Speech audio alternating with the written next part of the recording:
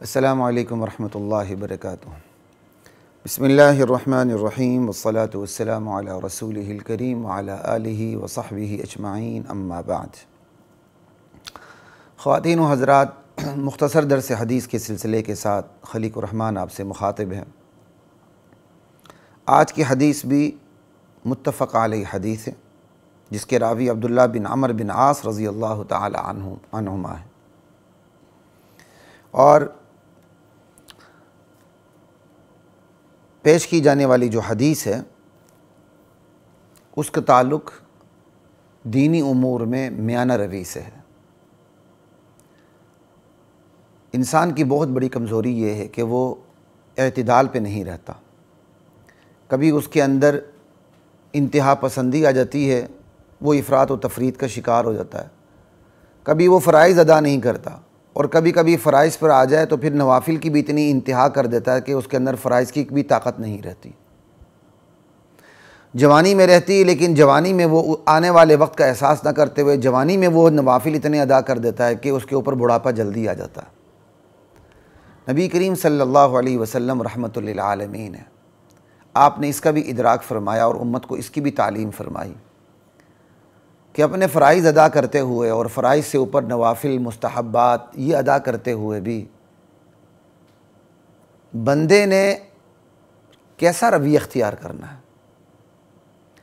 کیا بہت زیادہ نوافل پڑھنے ہیں، بہت زیادہ روزے رکھنے ہیں، یا بہت کم رکھنے ہیں، یا اس نے ایک میانہ روی اختیار کرنی ہے؟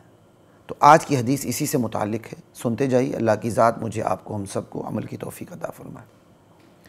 عن عبد اللہ بن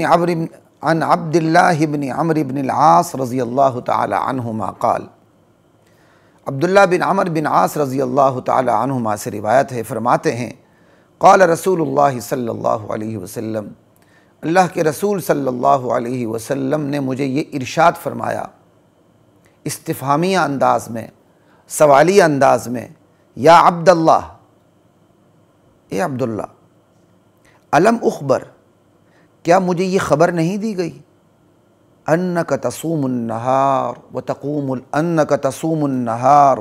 اللیل، کہ تم دن بھر روزہ رکھتے ہو، دن کو روزہ رکھتے ہو اور رات بھر تم قیام میں لگے رہتے ہو، عبادات میں لگے رہتے ہو۔ یعنی یہ سوالیہ، اس کو عربی میں کہتے ہیں استفہام تقریری۔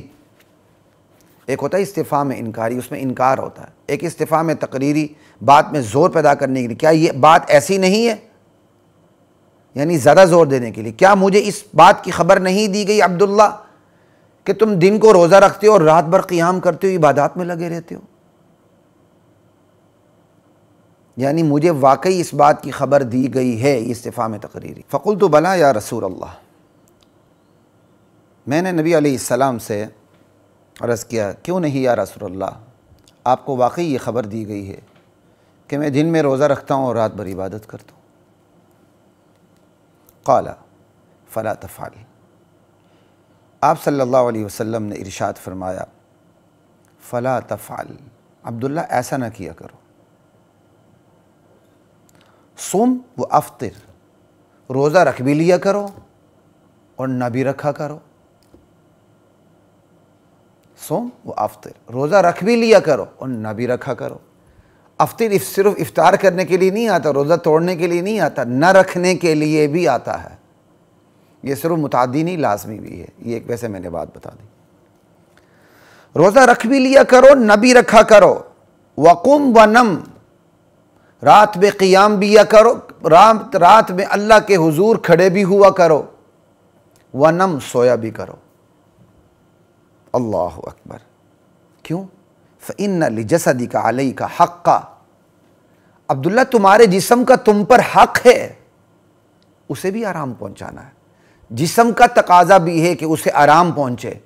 تم رات بھر عبادت کرو گے، دن بھر تمہارا روزہ ہوگا، تو اس میں تو جسم کے ساتھ زیادتی ہوگی، آنکھ کے ساتھ زیادتی ہوگی، اپنے جو اعضائے رئیسہ ہیں ان کے ساتھ زیادتی ہوگی۔ فإن لجسدک علیک حقا، تمہارے جسم کا تم پر حق ہے۔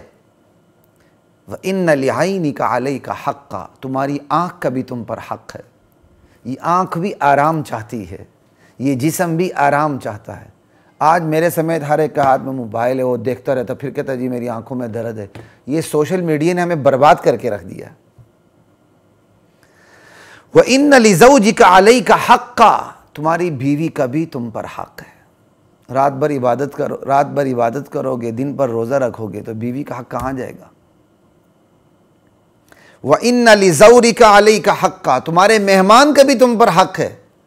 مہمان کو بھی وقت دینا چاہیے۔ رات بھر عبادت کرو گے، دن بھر روزہ رکھو گے تو مہمان کے ساتھ تم اچھے طریقے سے کیسے پیش آؤ گے؟ تمہیں اسے وقت کیسے دو گے؟ لا صام من صام الدہر، کیا عجیب جملے اللہ کے نبی نے ارشاد فرمایا۔ جس نے ہمیشہ روزہ رکھا اس نے روزہ ہی نہیں رکھا۔ اسلام کتنا اعتدال کا دین ہے۔ ہمیں تو یہی خیال آتا ہے نا کہ جو ہمیشہ روزہ رکھے اس نے کمال کیا، اور آپ کیا ارشاد فرما رہے ہیں؟ لا صام من صام الدہر، جس نے ہمیشہ روزہ رکھا اس نے روزہ ہی نہیں رکھا۔ یعنی یہاں انتہا پسندی کی شدت کے ساتھ تردید ہو رہی ہے۔ صوم ثلاثة ایام من کل شہر صوم الدہر کلہ، ہر مہینے 3 روزے رکھ لینا، یہ ہمیشہ روزہ رکھنے کی طرح ہے۔ ہر مہینے صرف 3 روزے رکھنا، یہ ایسا ہی جیسے ہمیشہ بندے نے روزہ رکھا۔ سمجھائی؟ عمر بھر روزہ رکھا، یہ ایسا ہے ہر مہینے 3 روزے رکھنا۔ صم کل شہر 3 ایام، عبداللہ ہر مہینے 3 روزے رکھا کرو۔ وقرأ القرآن فی کل شہر، ہر مہینے قرآن کو 1 بار ختم کر لیا کرو، بس کافی ہے۔ قلت، عبداللہ بن عمر بن عاص فرماتے ہیں کہ میں نے نبی علیہ السلام سے یہ عرض کیا، انی اطیق اکثر من ذلک، یا رسول اللہ میں اس سے زیادہ طاقت رکھتا ہوں، ہمت رکھتا ہوں۔ صحابہ کا کتنا شوق تھا عبادات کا، یعنی 1 مہینے میں 1 قرآن ختم کرنا، دن میں مہینے میں 3 روزے رکھنا۔ اللہ کے نبی نے انہیں شفقت کے ساتھ یہ تعلیم فرمائی۔ انہوں نے کیا کہتے ہیں، عرض کی یا رسول اللہ میں اس سے زیادہ ہمت رکھتا ہوں۔ آپ صلی اللہ علیہ وسلم نے ارشاد فرمایا، صم افضل الصوم صوم داود، عبداللہ سب سے بہترین روزے رکھا کرو، سب سے بہترین روزے داود علیہ السلام کے روزے تھے۔ وہ کیا تھے؟